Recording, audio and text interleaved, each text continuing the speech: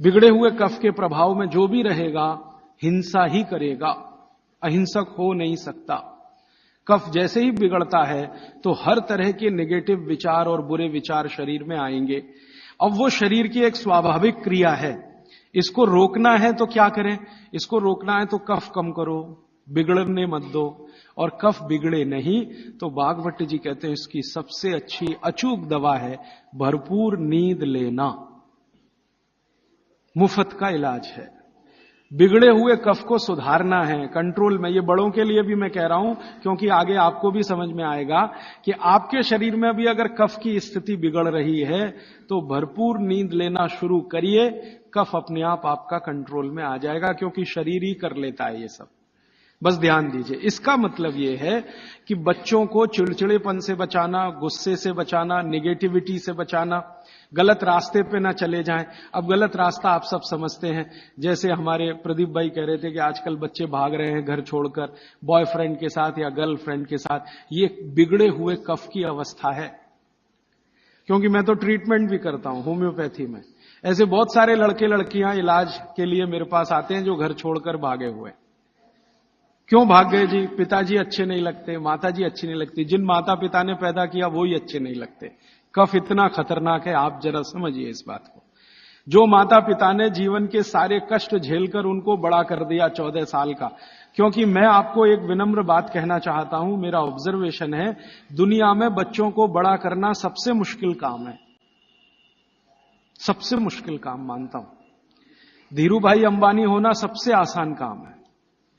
हां, आपके पास कुछ पैसा नहीं है, 10,000 करोड़ बनाना, 20,000 करोड़, 1 लाख करोड़ बनाना सबसे आसान काम है, सबसे आसान काम है। लेकिन एक बच्चे को बड़ा कर देना या 2 बच्चे को बड़ा कर देना दुनिया का सबसे मुश्किल काम है। आप फैक्ट्री चला सकते हैं, 1 चला सकते हैं, 10 चला सकते हैं, 20 बहुत आसान है आपके लिए, क्योंकि उसको मैनेज करने के लिए बहुत मैनेजर आपको मिल जाएंगे, विशेषज्ञ मिल जाएंगे। लेकिन बच्चे को बड़ा करने के लिए मैनेजर किराए पे नहीं मिलता। मिलता है तो वो बच्चों को बड़ा नहीं कर सकता।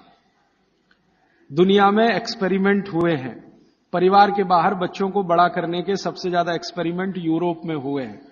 कॉन्वेंट है ना, कॉन्वेंट, ये बच्चों को बड़ा करने के ही केंद्र हैं।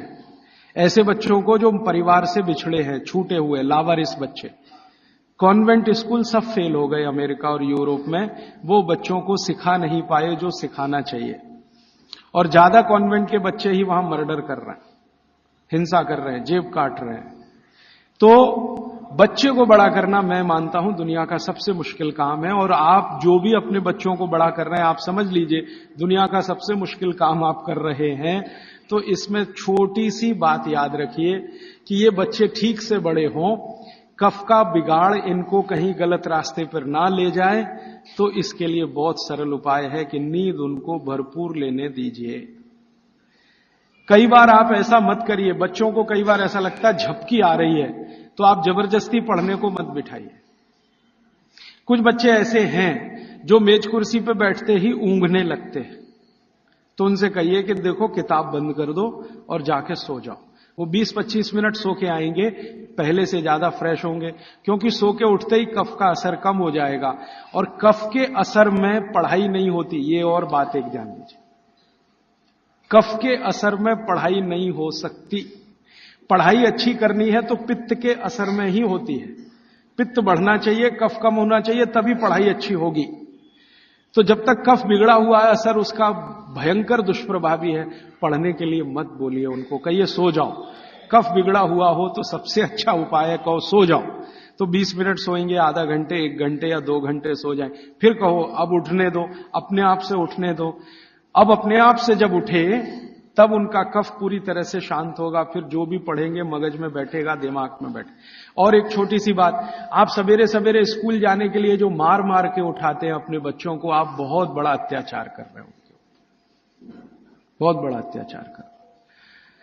कारण क्या है वो समझ लीजिए, समझ लीजिए। वो ये, मैं ये कह रहा हूं कि आप करें, जरूरी नहीं है, लेकिन समझ जरूर लीजिए, ताकि आपको करते समय ध्यान में रहे कि मैं ठीक कर रहा हूं या गलत। बच्चों को मार मार के सवेरे जब आप उठाते हैं तो बहुत बड़ा अत्याचार उनके ऊपर होता है। वो क्या होता है, सुबह का समय कफ का समय है, दिन के हिसाब से सुबह का समय कफ का समय है, उस समय उनको सबसे गहरी नींद आएगी। वो प्रकृति का नियम है। और उसी समय मार पीट के आप उनको उठा के बाथरूम में करते, चल जल्दी से नहा, बस आ गई है, ऑटो रिक्शा आ गया है। अरे ये बस और ऑटो रिक्शा क्या करेंगे उसकी जिंदगी को? मैंने ही क्या कर लिया इतना सब पढ़ने के बाद, क्योंकि जो कुछ मैंने पढ़ा है वो मेरी जिंदगी के कभी काम नहीं आया। काम तो वो आ रहा है जो मैंने स्कूल में नहीं पढ़ा, कॉलेज में नहीं पढ़ा। स्कूल कॉलेज में मैंने बहुत पढ़ा है, x + y² = x² + 2xy + y², और पता नहीं कितनी कॉपियां रंग डाली, आज तक मेरी जिंदगी में काम नहीं आया x + y²। अब मेरे गणित के टीचर को मैं पूछता हूं, क्यों पढ़ाया मास्टर जी आपने मुझे? तो कहते हैं क्या करूं यार, काम तो मेरे भी नहीं आया, मुझको किसी ने पढ़ाया तो मैंने तुमको पढ़ाया। ये भेड़िया धसान है। मैं आपको विनम्रतापूर्वक ये कहना चाहता हूं, कितने भी अच्छे स्कूल में आप बच्चों को पढ़ाइए, उनकी जिंदगी का 90 से 95% बेकार ही जाने वाला है। अब उसके लिए आप उनको मार पीट के उठा रहे हैं, जो कभी काम नहीं आएगा जिंदगी में। तो आप ये अत्याचार मत करिए। फिर आप कहेंगे जी स्कूल तो सुबह ही चलते हैं, तो स्कूल वालों को मिलकर समझाइए कि बच्चों के स्कूल का समय दोपहर को रखें। अब आप बोलेंगे जी वो कैसे समझेंगे?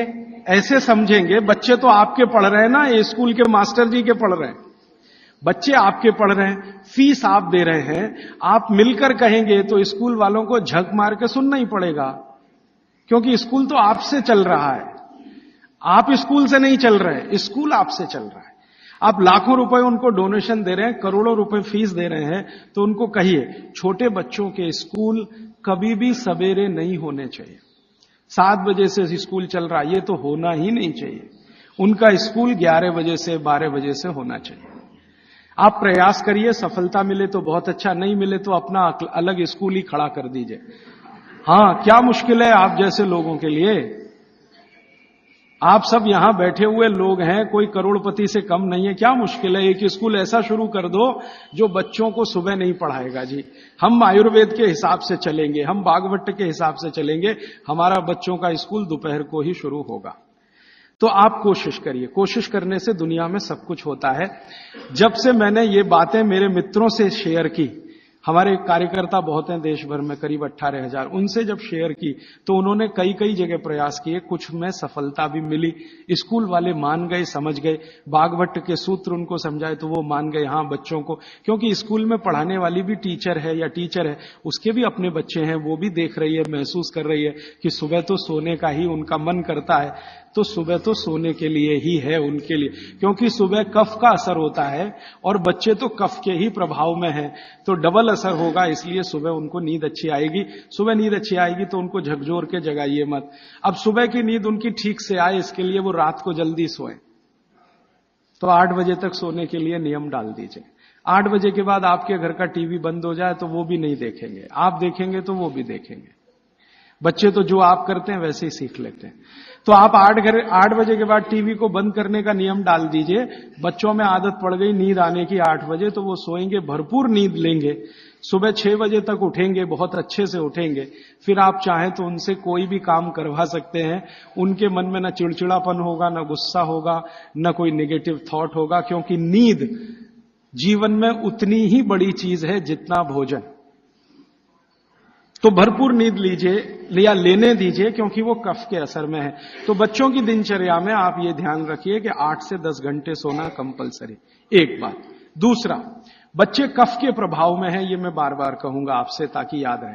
बच्चे कफ के प्रभाव में है, और कफ का प्रभाव क्षेत्र जो है ना, वो जान लीजिए, हृदय से ऊपर और मस्तिष्क का अंतिम बिंदु, ये कफ का क्षेत्र है। हृदय से ऊपर, यहां से ऊपर पूरा ये कफ का क्षेत्र है।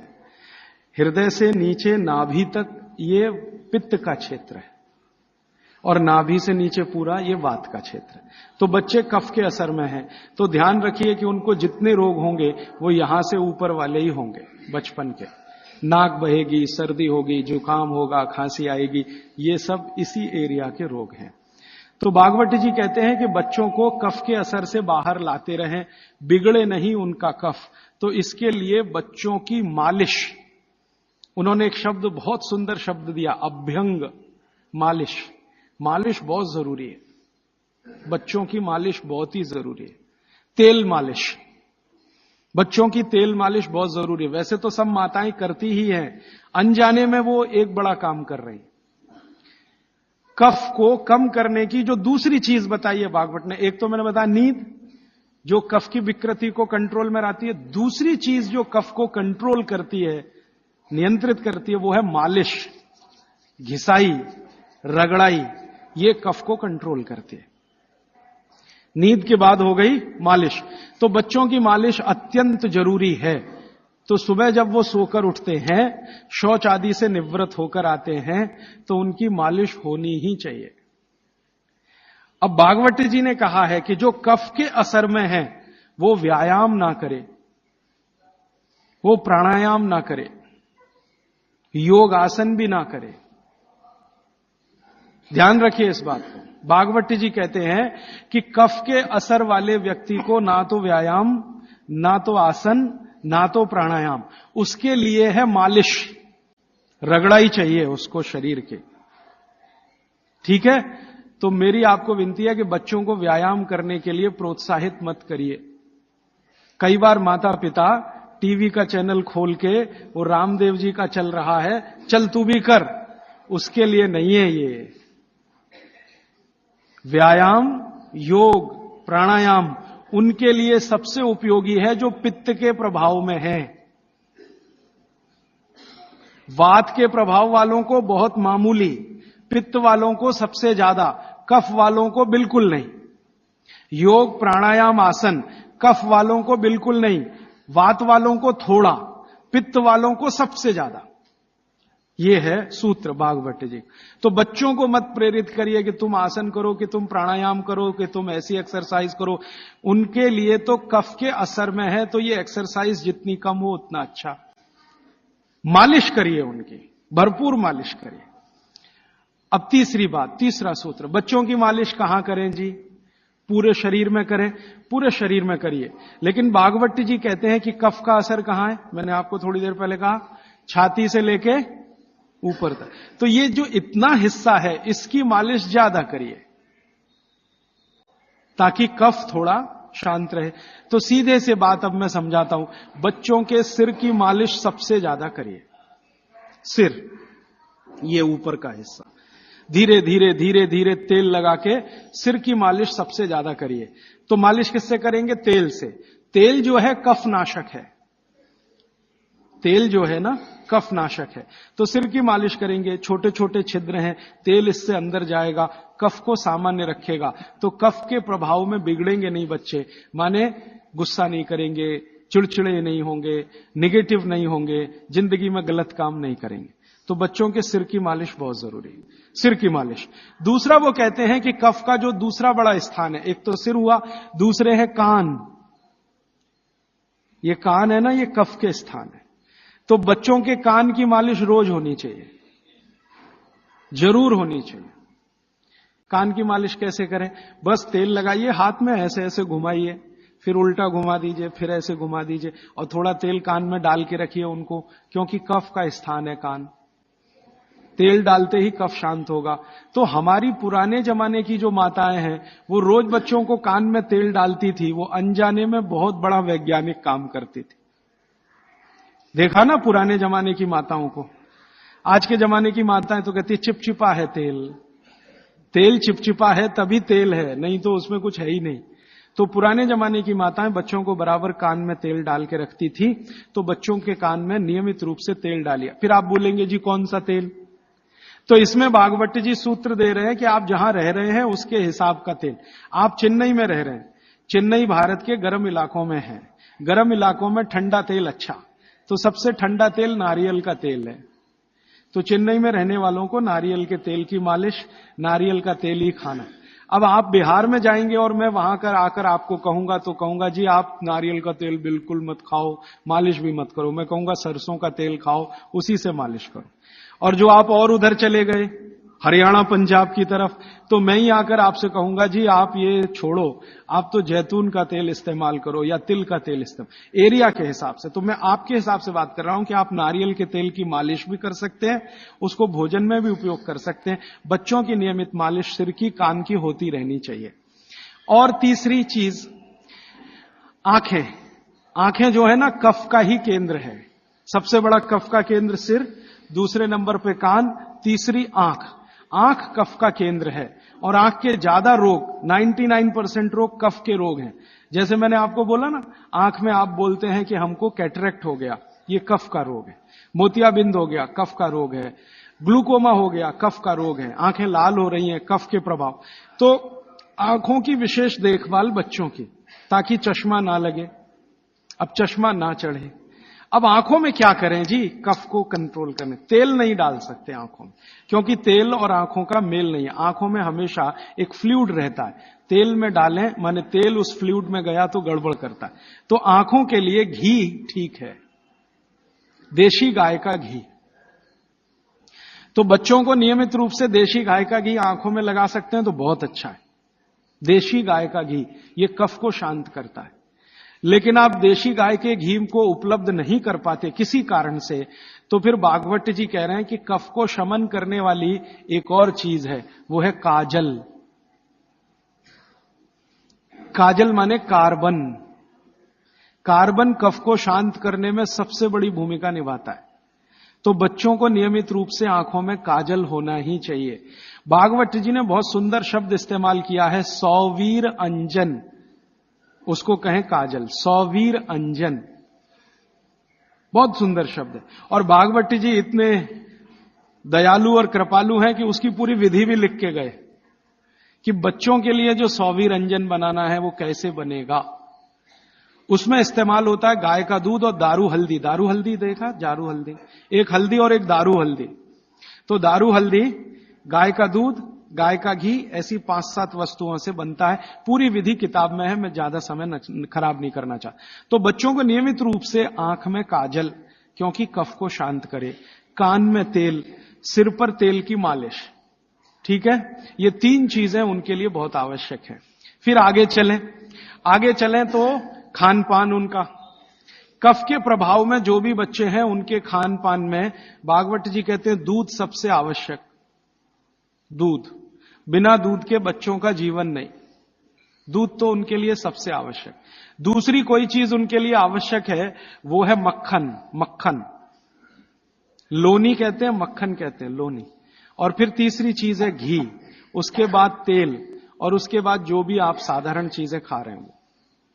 गुड़ बच्चों को बहुत ही आवश्यक है, क्योंकि कफ को संतुलित रखने में जो जो चीजें मदद कर रही हैं, घी है देशी गाय का, दूध है, दही है, मट्ठा है, मक्खन है, गुड़ है, ये सब कफ को संतुलित रखने वाली चीज है।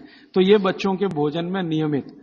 अब गुड़ जो है ना, कई फॉर्म में खा सकते हैं बच्चे। सीधे गुड़ खा सकते हैं, गुड़ की पट्टी खा सकते हैं, चिक्की जिसको आप कहते हैं, तिल में हो तो बहुत अच्छा, मूंगफली में है तो भी चलेगा, नहीं तो चने में खा सकते हैं। तो बच्चों के डेली डाइट में ये चीजें रहनी चाहिए, गुड़ रहना चाहिए, तिल रहना चाहिए, मूंगफली रहनी चाहिए। ये सब चीजें जिनको आप महसूस करते हैं ना भारी हैं, ये कफ को संतुलित रखने में मदद करते हैं। तो भारी चीजें बच्चों को नियमित रूप से दीजिए। एक ही चीज का निषेध है, एक ही चीज का निषेध बताया भागवत जी ने, पतला आटा। अब पतला आटा उन्होंने कहा है, पतला आटा माने बारीक आटा। इसको मैं थोड़ा आज के हिसाब से कहूं, क्योंकि आज वो चीज है भागवत के जमाने में नहीं थी। मैदा, मैदा ही निषिद्ध है बच्चों को, बस मैदे की चीज नहीं। अब मैदे की चीज नहीं क्यों? क्योंकि ये कफ को बिगाड़ने वाली चीज है मैदा। बाकी चीजें कफ को संतुलित रखती हैं, मैदे की चीजें कफ को बिगाड़ेंगी। तो बच्चों को मैदे की मठरी मत दें। अब आप बोलेंगे जी मठरी मांगे तो आटे की बना के दें, मैदे की ना दें।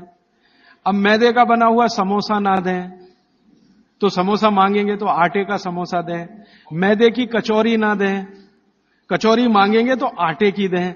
मैदा छोड़कर बाकी चीजों के बारे में भागवत जी कहते हैं कि बच्चे आसानी से प्रभाव कफ में उसको भी पाचन कर सकते हैं।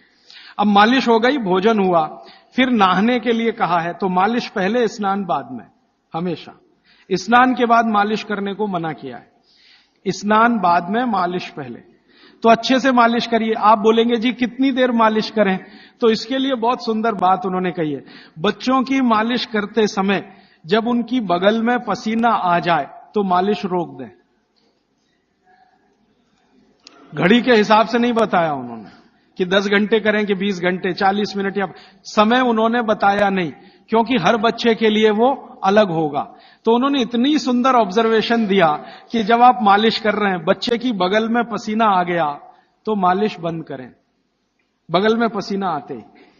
और वो ये कहते हैं कि कुछ बच्चे ऐसे हो सकते हैं जिनको बगल का पसीना जल्दी ना आए, तो हो सकता है उनके माथे पे पसीना आ जाए, तो मालिश रोक दें। ठीक है, तो मालिश के बाद स्नान। स्नान के लिए भागवत जी कहते हैं कि जो भी चीजें कफ को कम करती हैं वही चीजें स्नान में उपयोग करें। अब मैं आपको बताना चाहता हूं आधुनिक बात, भागवत जी ने तो नहीं कहा। उन्होंने ये कहा कि कफ को कम करें वही चीजें स्नान में उपयोग करें। तो कफ को कम करने वाली सबसे बेहतरीन चीज आपके घर में है चने का आटा। दूसरी बेहतरीन चीज है ये जो हमारे देश में संभव है, पता नहीं आपको मिलेगा कि नहीं, चंदन की लकड़ी का पाउडर। भागवत जी ने कहा है कि ये बहुत कफ को कंट्रोल रखता है। तो चंदन की लकड़ी का पाउडर माने चंदन पाउडर, चने का आटा, और मोटा आटा कोई भी, गेहूं का हो, चने का हो, दाल का हो, मोटा आटा।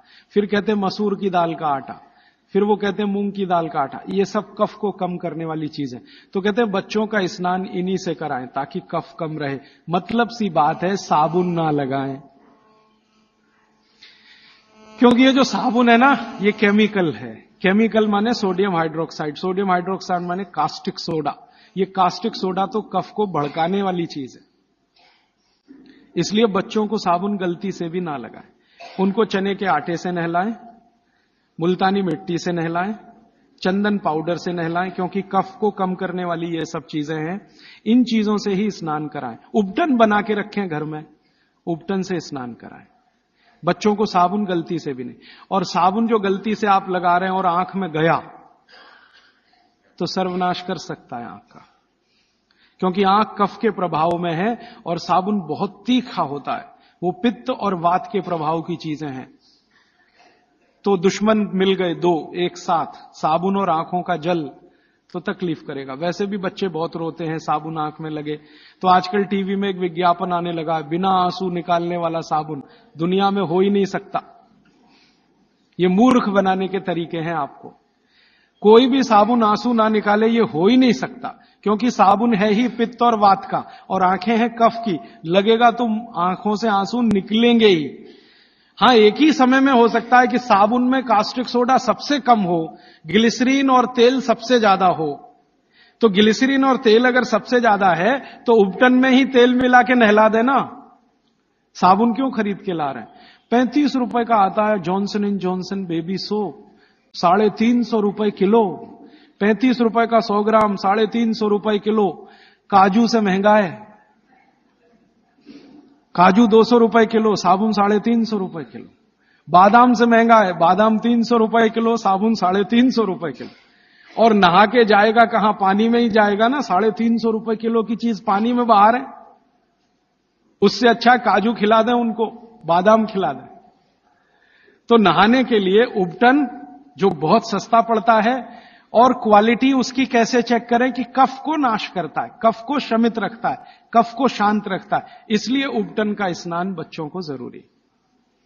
आगे बढ़ें। बच्चों का स्नान होने के बाद उनके खान पान का मैंने बता दिया। ऐसी चीजें उनको नियमित खिलानी है जो कफ को कम करती है। मैंने 3-4 चीजों के नाम लिए। दूध है, दही है, मट्ठा है, हर मोटा अनाज माने बाजरी है, जवारी है, ये सब कफ को शांत रखने वाली चीजें हैं।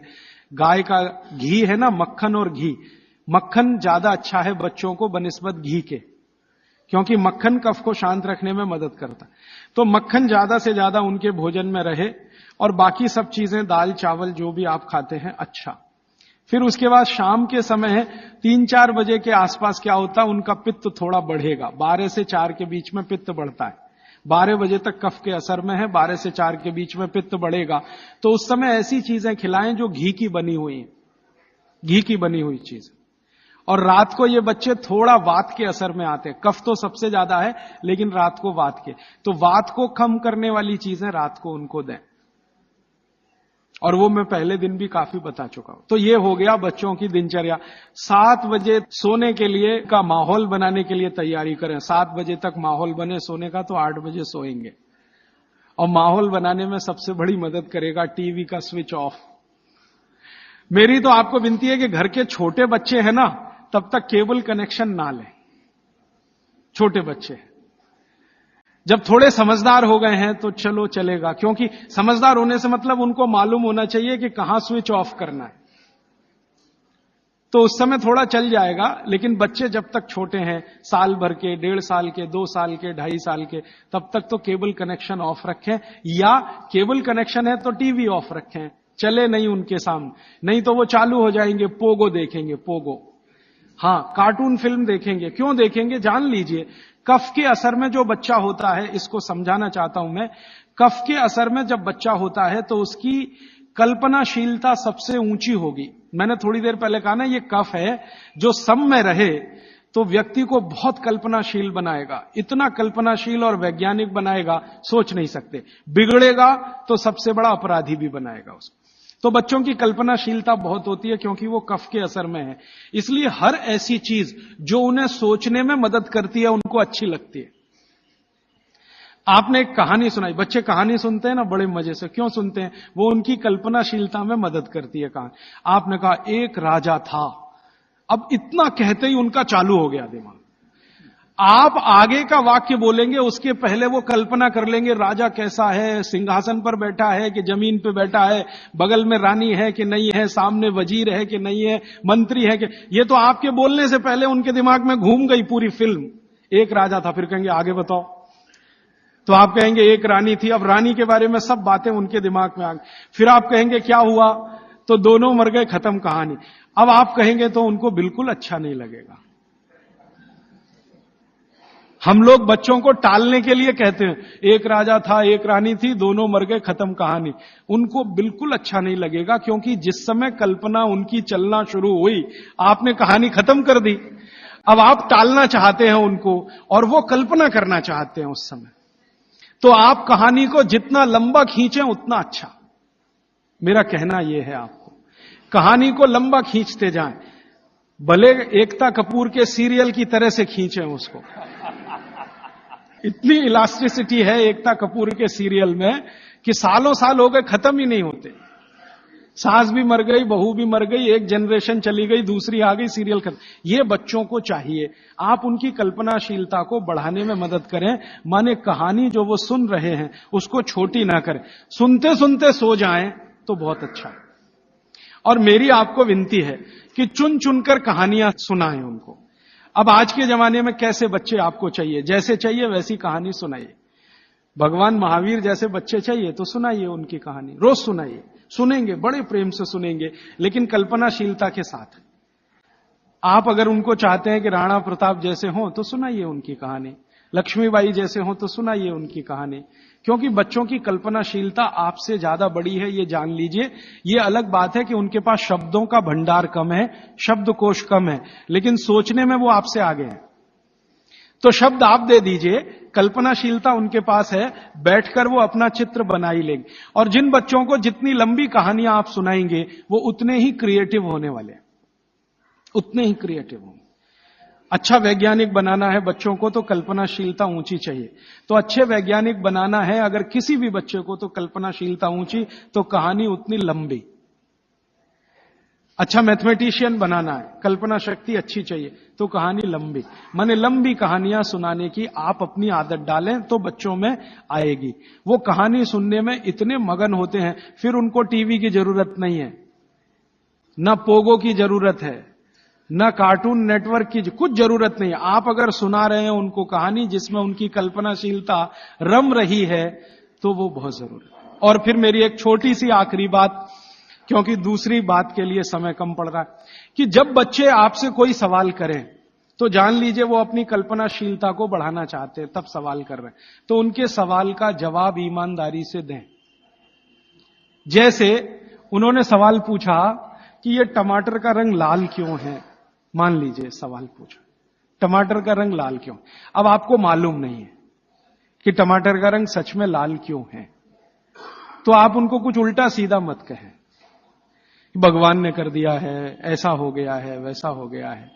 आप उनको ईमानदारी से कहें, देख भाई, बेटा या बेटी, मुझे अभी मालूम नहीं है कि टमाटर का रंग लाल क्यों होता है, मैं कल पता करके बता दूंगा या परसों पता करके बता दूंगा।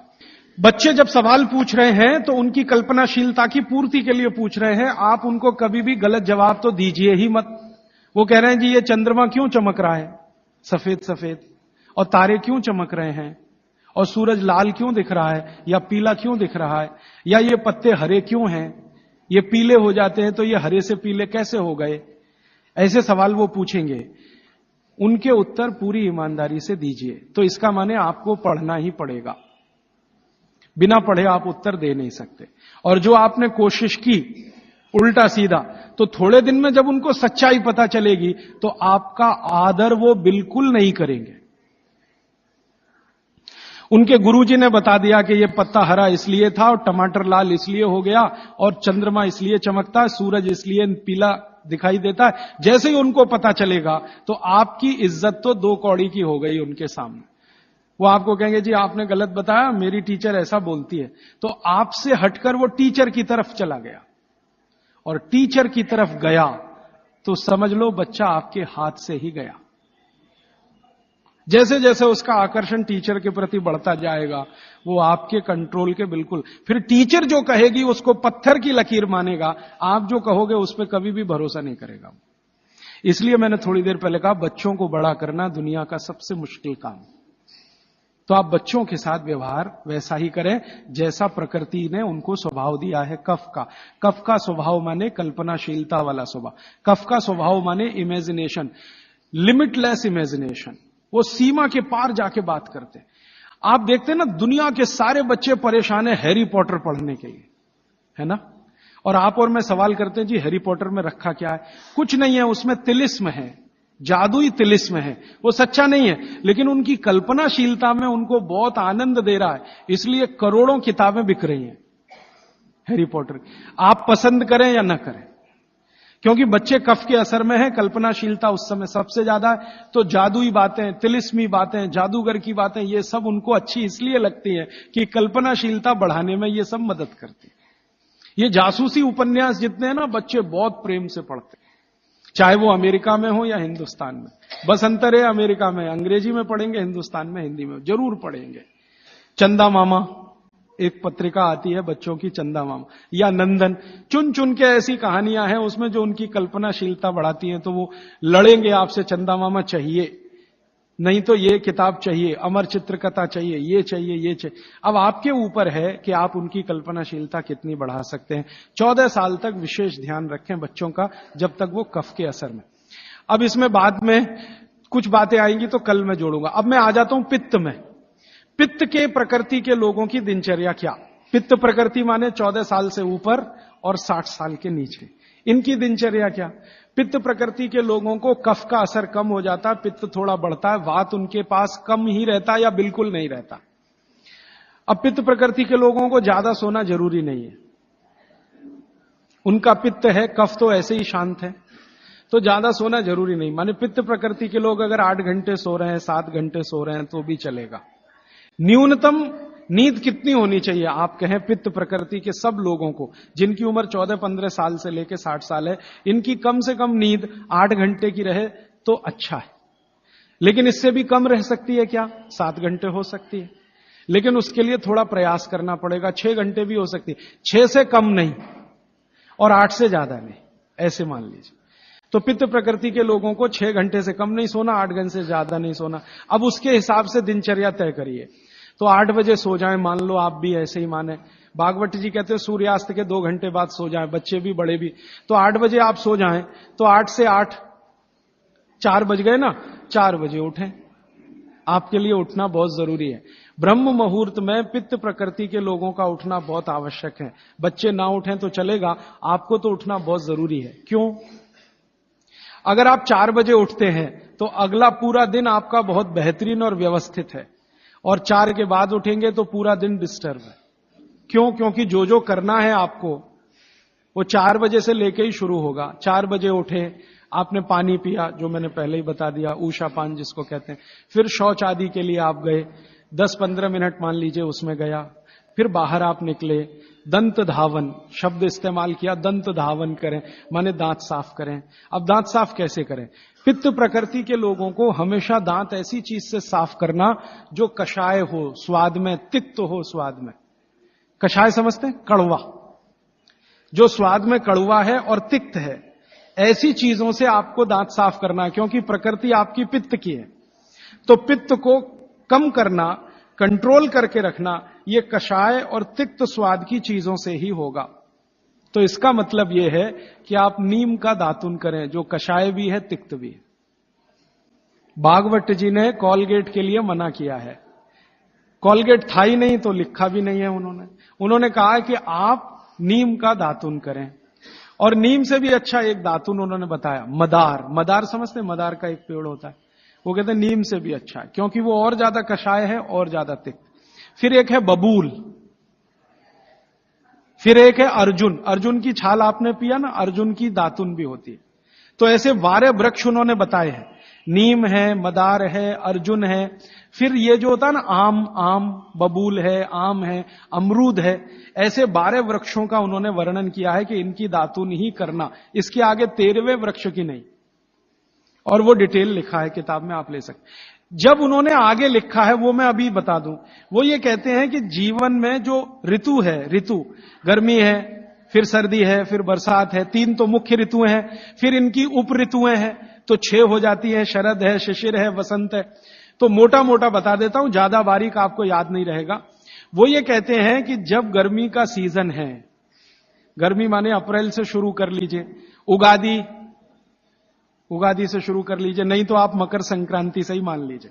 तो मकर संक्रांति से लेकर जब तक गर्मी है माने बारिश नहीं होती, तब तक नीम के दातुन की बात कही उन्होंने। तो इसमें चैत्र भी आएगा, वैशाख भी। अब आप पुरानी चीज जरा देखिए कि हमारे बचपन में हमारी दादी कहती थी कि देख चैत्र का महीना लग गया, नीम के पत्ते खा ले तो अगले 1 साल तक बीमार नहीं पड़ेगा। तो वो समय यही आता है जो भागवत जी का कैलकुलेशन। क्यों? ये जो समय है इसमें पित्त को भड़कने से बचाने में सबसे बड़ी मदद ये करेगा नीम। तो नीम का दातुन, नहीं तो बबूल का दातुन, नहीं तो मदार का दातुन, लेकिन गर्मियों में सबसे अच्छा नीम है। दूसरा सबसे अच्छा बबूल है गर्मियों में, और सर्दियों के दिन में सबसे अच्छा दातुन है अमरूद। अमरूद के पेड़ का दातुन सर्दियों में सबसे अच्छा, अमरूद के पेड़ का। और अमरूद के जैसा ही एक और पेड़ होता है, जामुन का भी दातुन करने का नियम बताया है, लेकिन पता नहीं आप तोड़ पाएंगे कि नहीं, लेकिन अमरूद का आसानी से मिल जाएगा। और फिर ज्यादा बारिश के दिनों में जो वो बोलते हैं, तो आम का भी कर सकते हैं, अर्जुन का भी कर सकते हैं। और आप बोलेंगे जी पूरी जिंदगी अगर नीम का ही दातुन करें तो कर सकते हैं। 3 महीने लगातार करके थोड़े दिन छोड़ देना, फिर 3 महीने कर लेना। वो थोड़े दिन छोड़ने का नियम ध्यान रखना। तो फिर आप बोले थोड़े दिन छोड़ दिया तो क्या करें? उस दिन दंत मंजन कर लेना। दंत मंजन के लिए वो ये कहते हैं कि आप जिस एरिया में रह रहे हैं वहां का तेल, और जिस क्षेत्र में रह रहे हैं वहां जो उपलब्ध लवण माने नमक, और जिस क्षेत्र में रह रहे हैं वहां की उपलब्ध हल्दी, ये तीनों मिलाकर आप पाउडर बना के दांत पे घिस सकते हैं। ये बहुत अच्छा दंतमंजन उन्होंने माना। दूसरा दंतमंजन उन्होंने बताया है, गाय के गोबर को सुखाकर जलाएं, उसकी जो राखी है उसमें थोड़ा कपूर मिला दें, थोड़ा सेंधा नमक मिला दें, बहुत अच्छा दंतमंजन। तीसरा वो कहते हैं कि जो त्रिफला चूर्ण, मैंने बार बार आपको बोला त्रिफला चूर्ण है, तो इसको बारीक पीसें। दंतमंजन के लिए बारीक पीसना और खाने के लिए मोटा पीसना।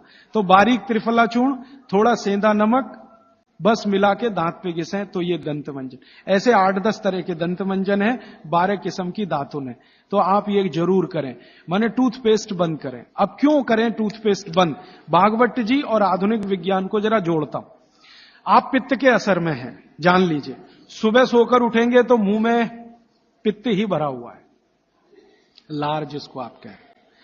अब ये असर ज्यादा है तो इसको कंट्रोल रखना है आपको, तो इसलिए कहा ये दातुन अच्छी है। लेकिन अगर आप ब्रश कर रहे हैं, पेस्ट कर रहे हैं, तो क्या है उसमें? चीनी है, चीनी है ना, शुगर है। अब वो सैकरीन के रूप में है या किसी भी रूप में शुगर है, और शुगर और पित्त का झगड़ा है। तो सुबह उठते ही अगर आप पेस्ट कर रहे हैं जो मीठा है, तो सर्वनाश है। मीठा ब्रश माने मीठा पेस्ट पित्त में मिलाएं तो पित्त को तो बिल्कुल खराब करेगा ही, और मुंह को भी खराब करेगा, क्योंकि सुबह का मुंह आपका मीठे के असर में आया, मीठे के असर में, तो 101% चांसेस हैं कि आपके दांत खराब होना जल्दी शुरू हो। और मेरा ऑब्जर्वेशन है कि जो ज्यादा पेस्ट कर रहे हैं उन्हीं के दांतों में कीड़े सबसे ज्यादा लग रहे हैं। कीड़े लगना माने दांत खराब होना। आप बंद करिए, ये अच्छा नहीं। विज्ञान के हिसाब से बहुत खराब, और धर्म के हिसाब से तो और भी खराब है। मैं कई बार यहां बोल के गया हूं, सभी कॉलगेट, क्लोजअप, पेप्सोडेंट जैसे टूथपेस्ट मरे हुए जानवरों की हड्डियों से बन रहे हैं। जैसे कॉलगेट बन रहा है मरे हुए सुअर की हड्डियों से। ये प्रयोगशाला में प्रयोग करके हम प्रमाणित करने के बाद बोल रहे हैं आपसे, क्योंकि मैं जानता हूं सामने वाली कंपनी मेरे खिलाफ केस कर सकती है। फिर भी मैं बोल रहा हूं कि कॉलगेट बन रहा है मरे हुए सुअर की हड्डियों से, पेप्सोडेंट बन रहा है मरी हुई गाय की हड्डियों से, क्लोजअप और फॉरहंस बन रहे हैं बकरी और बकरे की हड्डियों से। और अगर आप शाकाहारी हैं, चुस्त जैन हैं और सवेरे सवेरे हड्डियों को घिस रहे हैं, तो कहां धर्म पालन हो रहा है? और आप तो जैन हैं, तो इतना जान लीजिए कि प्रत्यक्ष हिंसा का जितना पाप है ना, परोक्ष हिंसा का पाप भी उतना ही है। तो किसी कंपनी ने आपके लिए बनाया टूथपेस्ट, माने उसने मारा जानवरों को, उसमें से निकालने के लिए हड्डियां आपके लिए बनाया, तो पाप आपके ऊपर उतना ही है जितना उस मारने वाले के ऊपर है। तो कसाई का पाप अपने सिर पे क्यों लेना? तो क्यों ये कॉलगेट, क्लोजअप बंद कर दीजिए। दातुन पे आइए, नहीं तो दंत मंजन। आप कहेंगे चेन्नई में दातुन नहीं मिलता, नहीं मिलता तो दंत मंजन बताया उन्होंने, वो आप बना लीजिए। तरीका मैंने बता दिया। सभी ऋतुओं में एक दंत मंजन वो कहते हैं कॉमन है। त्रिफला चूर्ण का दंत मंजन किसी भी ऋतु में किया जा सकता है, तो आप उसका ध्यान रखिए। अब आपने दांत वात साफ कर लिए, अब आपकी आगे की जो दिनचर्या है वो कैसी होगी? आपको जो है ना, पित्त प्रकृति के लोगों को मालिश भी करना है, व्यायाम भी करना है। बच्चों के लिए तो सिर्फ मालिश है, आपके लिए मालिश भी है, व्यायाम भी है। तो अब आप में कई बार कंफ्यूजन ऐसा होगा कि व्यायाम पहले करें कि मालिश पहले करें। तो भागवत जी ने क्लियर कहा है कि वात के जो रोगी हैं उनको मालिश पहले, व्यायाम बाद में। और पित्त के जो रोगी हैं, रोगी से मतलब आप पित्त के असर में हैं, तो व्यायाम पहले, मालिश बाद में। तो आपको व्यायाम पहले करना है, मालिश उसके बाद करनी। अब आप पूछेंगे कितना व्यायाम करें? तो आपके लिए भी नियम वही है कि जैसे ही आपके बगल में पसीना आया, व्यायाम रोक दें। जैसे ही बगल में पसीना आया, व्यायाम रोक दें, उसके आगे व्यायाम ना करें। पसीना आया, व्यायाम रोक दें। वो 10 मिनट में आए तो, 20 मिनट में आए तो, 25 मिनट में आए तो, 40 मिनट में आए तो, 1 घंटे में आए तो, आपके शरीर के हिसाब से ध्यान रखिए। इससे ज्यादा व्यायाम करने की कोशिश ना करें। अब वो कहते हैं सबसे अच्छा व्यायाम क्या? सबसे अच्छा, तो आप कहेंगे जी दौड़ना। तो भारत के हिसाब से ये सबसे अच्छा नहीं है। भारत के हिसाब से, भारत के हिसाब से ये दौड़ना बिल्कुल अच्छा नहीं है, क्योंकि दौड़ते समय वात बहुत प्रबल होता है, और भारत वात प्रकृति का देश है। देशों की प्रकृति होती है वात प्रकृति, क्योंकि गर्मी है, ज्यादा इलाके में गर्मी है, वात प्रकृति का देश है, रुक्ष देश है। चेन्नई जैसे 2-4-10 बड़े शहरों को छोड़ दो जो समुद्र के किनारे हैं, बाकी देश रुक्ष है। रुक्ष माने सूखी हवा चलती है, तो रुक्ष है तो वात ही होगा। तो वात प्रकृति का देश है, इसलिए दौड़ना तो यहां बिल्कुल निषिद्ध है। दौड़ना तो नहीं, रनिंग तो बिल्कुल नहीं, वो ट्रेडमिल पे दौड़े वो भी नहीं, एक्सरसाइजर लाके उस पे भी दौड़े बिल्कुल नहीं। वो कहते हैं कि ऐसे व्यायाम जो स्लो हैं, जिनमें वायु ना बढ़े, तो सबसे अच्छा उन्होंने बताया सूर्य नमस्कार आपके लिए। अब आप चाहे आसन के रूप में माने या उसको व्यायाम के रूप में माने, तो सूर्य नमस्कार आपके लिए सबसे अच्छा है। तो आप सीख लें सूर्य नमस्कार, किसी ने सीखा है वो दूसरे को सिखा दे, नहीं तो इस पर अलग से एक आप सेशन कर सकते हैं। सूर्य नमस्कार। दूसरे कुछ व्यायाम है आपको, तो वो व्यायाम में छोटे छोटे स्तर पर दंड बैठक, छोटे छोटे स्तर, ज्यादा लंबी नहीं, छोटी दंड बैठक है। और छोटे छोटे स्तर के कोई भी व्यायाम, जिसमें बहुत तेजी से पसीना ना निकले, सीधी सी बात। घर में हो तो बहुत अच्छा। अब वैसे माताओं को तो भागवत जी कहते हैं कि व्यायाम की अतिरिक्त जरूरत ही नहीं है। अगर वो रसोई घर के भोजन में लगी हैं तो बहुत सारे व्यायाम आपके वहीं हो रहे हैं। जैसे चक्की चला रहे हैं तो बहुत अच्छा है, सिलबट्टे पे चटनी बना रहे हैं तो बहुत अच्छा है। आप कहेंगे हम करते नहीं है, मैं प्रेरणा दे रहा हूं, करने लगे आप। मिक्सी का उपयोग कम करें, सिलबट्टे का ज्यादा करें, चक्की का उपयोग ज्यादा करें, मिक्सी का उपयोग कम करें, बाजार में जो इलेक्ट्रिक चक्की है उसका उपयोग कम करें। वो मैं पहले भी बोल चुका था, अभी भी बोल रहा हूं कि आप चक्की को चला के आटा पीसेंगे, उसकी क्वालिटी बहुत बेहतरीन होने ही वाली है, क्योंकि इसमें घर्षण कम है। और घर्षण कम है ना तो अनाज धीरे धीरे पिसेगा, और अनाज धीरे पिसेगा तो टेम्परेचर नहीं बढ़ेगा, और वात वाले देश में टेम्परेचर बढ़ना नहीं किसी भी चीज का। और आप इलेक्ट्रिक चक्की में पिसवाएंगे ना, बहुत तेज घर्षण है, तो अनाज में नाश हो जाएगा, पौष्टिकता कम होने ही वाली है। तो हाथ की चक्की का खा के देख लीजिए एक रोटी, और ये बिजली वाली चक्की का खा के देख लीजिए एक रोटी, एक ही मिनट में अंतर पता चल जाए। तो अगर आप करें तो अच्छा है। फिर आप कहेंगे जी चक्की मिलती नहीं। मैंने चेन्नई में देखा 2 लोगों को जो चक्की बना के देंगे, आप अगर उनको ऑर्डर दें तो। पत्थर वाले लोग यहां हैं, मैं 6 दिन से यहां घूम रहा हूं, सड़क पे दिखाई दिए, तो सिलबट्टा तो है उनके पास, चक्की नहीं है। क्यों नहीं है? वो कहते हैं कोई लेता नहीं तो क्या बनाए, आप लेंगे तो बनाएंगे। 2-4 बना हुआ है तो वो भी। और आपको कहीं ना मिले तो जरूर मुझे करें फोन, तो हम कुछ ट्रक भर भरा के राजस्थान से, गुजरात से भिजवाएंगे आपके पास। ट्रक भर के ही भेजेंगे तभी सस्ती पड़ेगी, 1-2 आएगी तो मुश्किल हो जाएगी। और आप अगर राजस्थान जाते हैं या गुजरात जाते हैं तो एक आध चक्की तो साथ में भी ला सकते हैं ना। AC 3 टायर में आप 60 किलो तक वजन ला सकते हैं, AC 2 में 100 किलो तक ला सकते हैं, और स्लीपर क्लास में 40 किलो तो ला ही सकते हैं कंफर्म टिकट पे।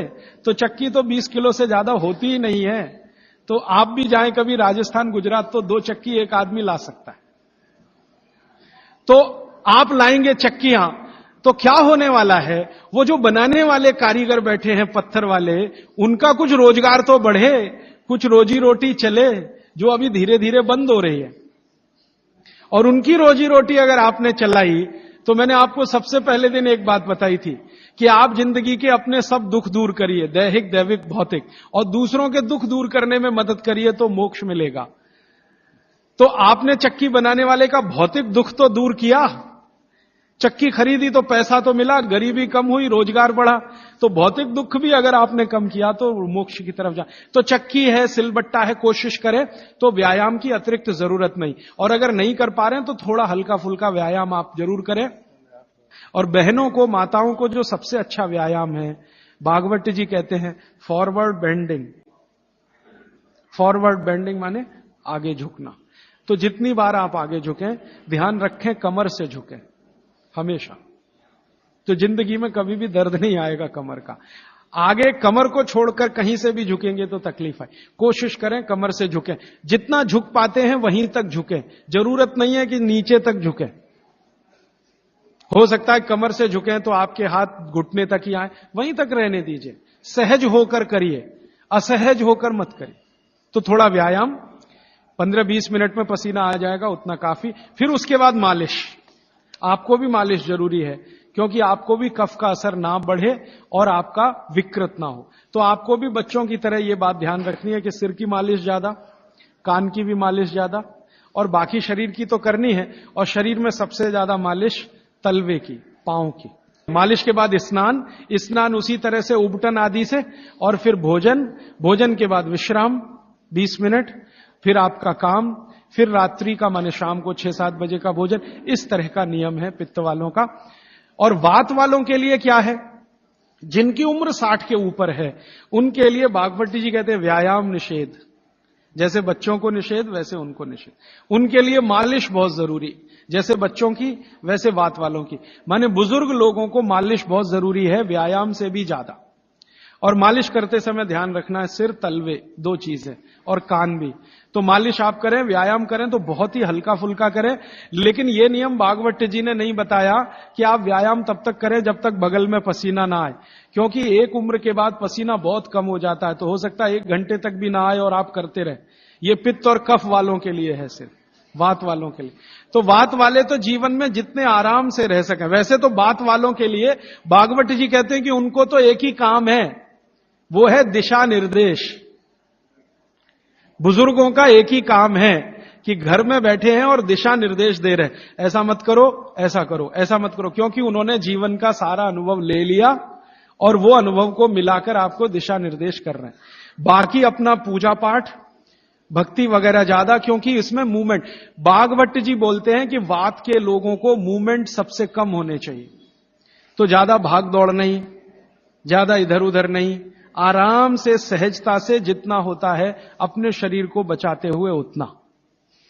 तो मैंने कोशिश की कि आपको 1-1.25 घंटे में तीनों प्रकृति के लोगों की दिनचर्या बता सकूं। अब 30 तारीख को मैं थोड़ा कंक्लूड करूंगा तो कुछ बातें इसमें आ जाएंगी। अभी मेरा आपको विनम्र निवेदन है कि आप चाहें तो प्रश्न पूछें, लेकिन निवेदन दूसरा है कि जब तक प्रश्न का सत्र चले 10-15 मिनट कोई ना उठे, क्योंकि हो सकता है कि किसी ने जो प्रश्न पूछा वो आपके लिए भी बहुत काम का हो। मेरे पास एक स्लिप आ गई है लिख के, जरा इसको मैं बता दूं। मनुष्य के मूत्र का महत्व क्या, ये प्रश्न है। कल मैंने गोमूत्र का महत्व बताया था ना, तो मनुष्य के मूत्र का महत्व क्या। मनुष्य का मूत्र भी औषधि के रूप में काम आता है और भागवत चिकित्सा में उसके लिए 2 सूत्र हैं। उन सूत्रों के अनुसार आप मनुष्य मूत्र पी सकते हैं, माने अपना स्वयं का मूत्र पी सकते हैं, लेकिन उसकी एक कंडीशन है। कंडीशन यह है कि आप संपूर्ण शाकाहारी होने चाहिए। संपूर्ण शाकाहारी माने मांस ना खाएं, मदिरा ना पिए, और आप ये जो है अंडे वंडा ना खाएं, तो आप अपना स्वयं का मूत्र भी उपयोग में ले सकते हैं। आपका जो मूत्र है और गाय का मूत्र है, फिर आपके मन में प्रश्न आएगा दोनों में क्या। तो भागवत जी ने बहुत स्पष्ट कहा, हमेशा गाय का मूत्र मनुष्य मूत्र से अच्छा। अगर गाय का मूत्र आसानी से उपलब्ध है तो वो पिए, नहीं उपलब्ध है तो आप स्वयं का मूत्र भी पी सकते हैं। अब स्वयं के मूत्र में वो कहते हैं कि सवेरे सवेरे जब सोकर उठें और पहला मूत्र हो वही उपयोगी है, बाकी दिन भर का नहीं। उठें और पहला मूत्र, और पहले मूत्र को भी कलेक्ट करने की विधि उन्होंने बताई है। वो विधि क्या है कि आप मूत्र करना शुरू करें तो पहला थोड़ा छोड़ें, शुरू का 2, 4, 5 मिलीलीटर 10 मिलीलीटर तक छोड़ें, और अंत का बिल्कुल छोड़ें, बीच वाला यही आप पी सकते हैं। तो आप बोलेंगे किस किस बीमारी में काम आएगा।